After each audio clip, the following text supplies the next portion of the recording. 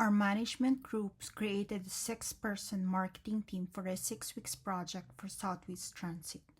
Shortly after, leadership is issued a directive to limit the project to only 4 assigned personnel. This forced us to rethink our original team structure, examine how we would work together, and identify the skills that would best support customer-focused marketing goals under tight deadlines. During this presentation, I will introduce the final 4 team members, explain how we reached this decision, highlight team strength, and outline strategy for leadership, motivation, and conflict management that promotes teamwork and clarity. I will also discuss how this selection reflects conscious capitalism, stakeholder focus, and long-term responsibility. By the end, you will understand why the final 4 are well suited to deliver effective, ethical, and mission-driven results on time. Our group originally suggested 6 capable individuals: Natalie, Michael, Elizabeth, Susan, Bob, and William. Each of them showed valuable traits in communication, planning, relationship building, and customer outreach. Under normal staffing conditions, these 6 would have formed a productive marketing team.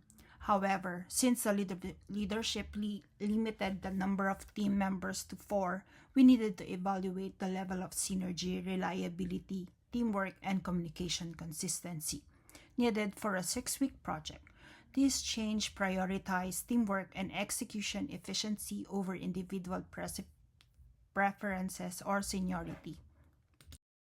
Our final 4 selection are Natalie, Michael, Elizabeth, and Susan. Natalie will help the persuasive messaging and stakeholder communication. She provides confidence and negotiation skills that are essential for brand clarity and external engagement. Michael offers analytical accuracy, planning, and milestone coordination. His ability to turn vision into measurable outcomes supports steady pacing in data-informed decisions. Elizabeth adds diplomatic communication, attention to detail, and reliable follow-through, keeping campaign development organized and precise. Susan brings creativity, emotional balance, and strong relation building skills.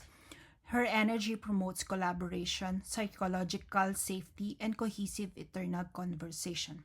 Together, these 4 create a well-rounded group: persuasive communication, analytical skills, diplomatic execution, and supportive collaboration. This mix is important for a high-pressure initiative with tight timelines. The toughest decision was excluding Bob and William. Bob has important strength, experience, eagerness, and a genuine willingness to help. However, he tends to react emotionally during conflict. Given the intensity of 6 weeks project, such reaction could disrupt progress and team morale. This concern complicated his consideration without additional conflict coaching or a longer onboarding period, which we didn't have. William's independent work style and reliability are commendable. However, his preference for working alone clashes with the group needs for rapid brainstorming, frequent communication, and collaboration. While William is very capable, the compatibility of work style was a major factor in our decision. Therefore, the selection process was less about ability and more about synergy, facing, and team fit. This 4-person team offers many strengths. They combine persuasive communication, creative thinking, analytical planning, and customer empathy. These strengths support effective outreach, accurate execution, and brand consistency. However, some weaknesses needed to be addressed. First, the short 6 weeks deadline could create performance pressure without clearly defined milestone. Second, impressive personalities might lead to temporary misunderstanding or emotional fatigue if not managed carefully. Third, differences in phasing between creative exploration and structure planning might cause friction if we didn't tie progress to incremental deliverables. Fortunately, each risk is manageable through deliberate Leadership, weekly check-in, supportive communication practice, and clear expectation. When these conditions are met, strengths clearly outweigh challenge. The management team has confidence in this group potential. With a fewer members, we expect faster decision cycle, clearer accountability, and more efficient teamwork. These four individuals display strong emotional intelligence, authentic communication, and reliable follow-through. Together, they are positioned to enhance brand presence, improve message clarity, and boost customer retention. Their diverse skill set allows us to divide work efficiently without confusion or overlap.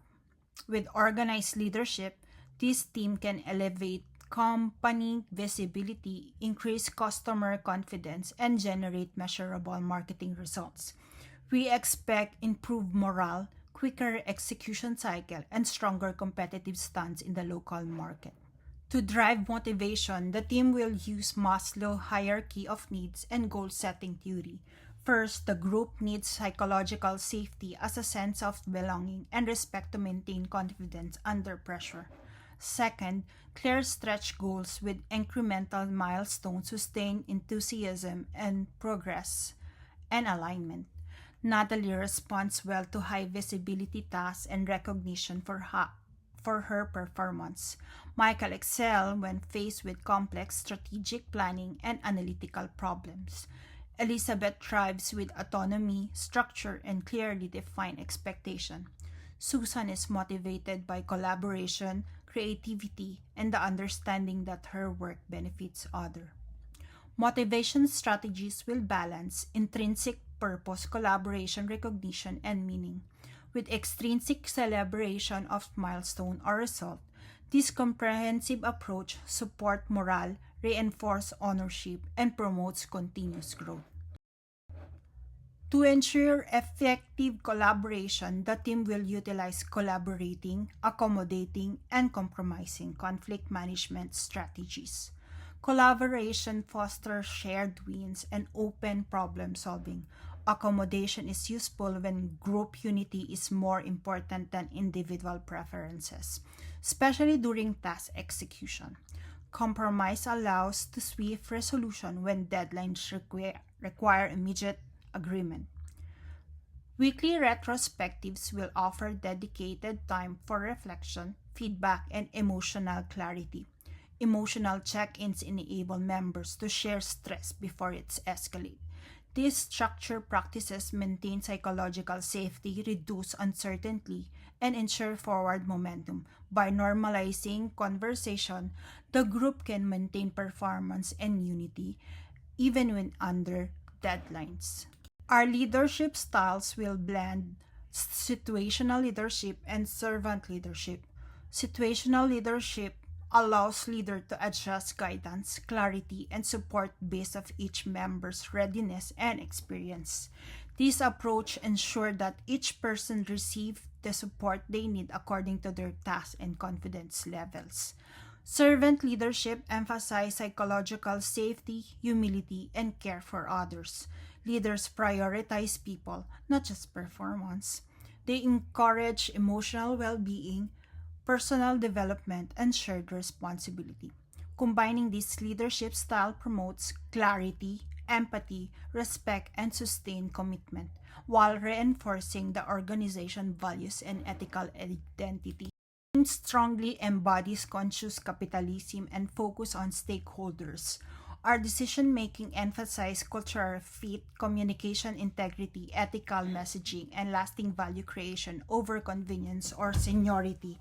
The team shows dignity, fairness, and emotional care, which are vital parts of conscious leadership and sustainable teamwork.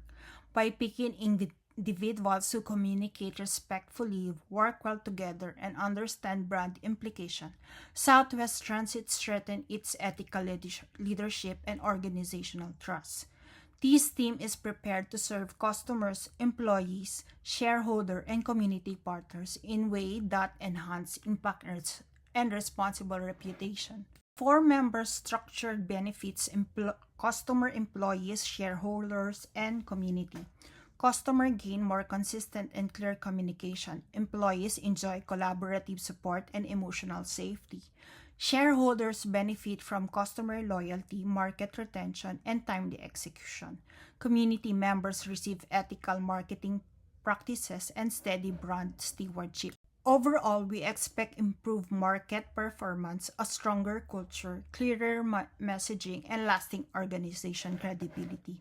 Thank you for reviewing this recommendation. This four-person team represents strategic alignment, collaborative skills, and sustainable leadership that position Southwest Transit for meaningful success in the 6 weeks project. I welcome question or discussion about our selection criteria, leadership strategies, or stakeholder impact.